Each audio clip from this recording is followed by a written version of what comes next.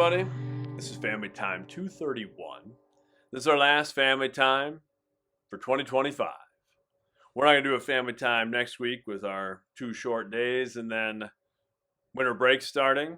So if I don't have you in class, if I don't have you in the weight room or something like that, I hope you have a wonderful break. Be safe, make good choices, have fun.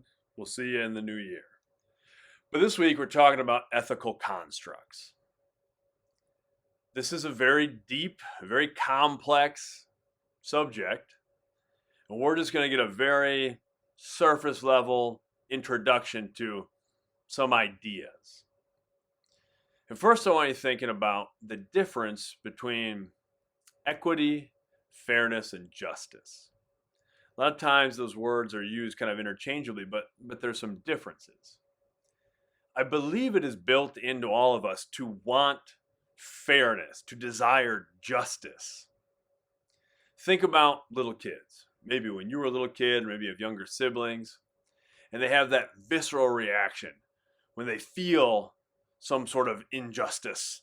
They're like, that's not fair.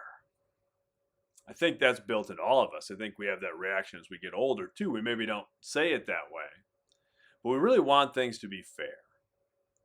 The trouble is, sometimes we say something's not fair when really what we mean is it's not equal. And most things in life are not equal. We don't have control over certain things, and certain resources are never going to be equally distributed. You can't control where you were born. You can't control all of your situation at home. You can't control your genetics. And those things are not divvied out equally.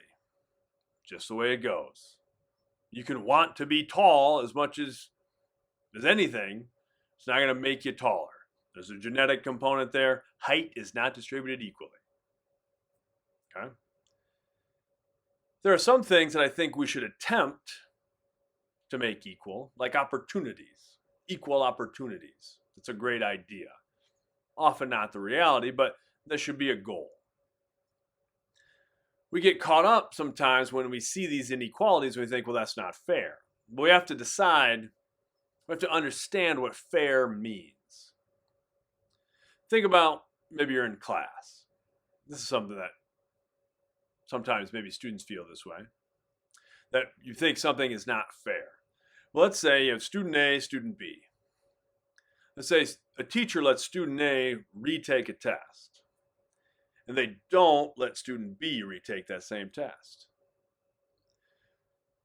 From the outside, that may seem like that's not fair. One person got to retake, one person didn't. Well, it's certainly not equal. It's not the same thing. Now, it may be equal opportunities. We're not sure, but it's not equal at this point. Then, if we get more information, we find out that there are certain criteria that must be met. This teacher has outlined this criteria ahead of time. You must meet these things to be able to retake your test. And student A met that criteria, and student B did not. And student A got to retake, and student B did not. Now, that is fair. And we can whine and complain about it all we want, but that's fair. There was at least relatively equal opportunity. Here are the things made available to everyone that you must do if you want to retake the test. One student did those things, one student did not. That is fair. And that's a big thing for us to wrap our head around. Say, like, okay, things aren't always equal, but more things are maybe fair than we think they are. I'm not saying everything is, but I really believe if you work hard, try to live by your morals, your values, you try to do the right thing, that good will come back to you. And that's pretty fair. It's not even may not always be the thing that you think you want, but I think we get things. More often than not, we get what we earn.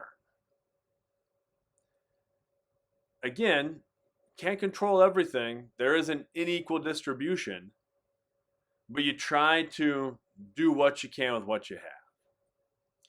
And then there's that sense of justice, right? We all want justice, and justice is sort of the balancing of the scale.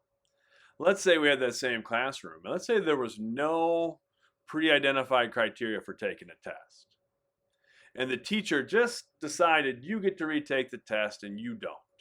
And we're not really given a reason, just arbitrarily. You get to retake, you don't get to retake.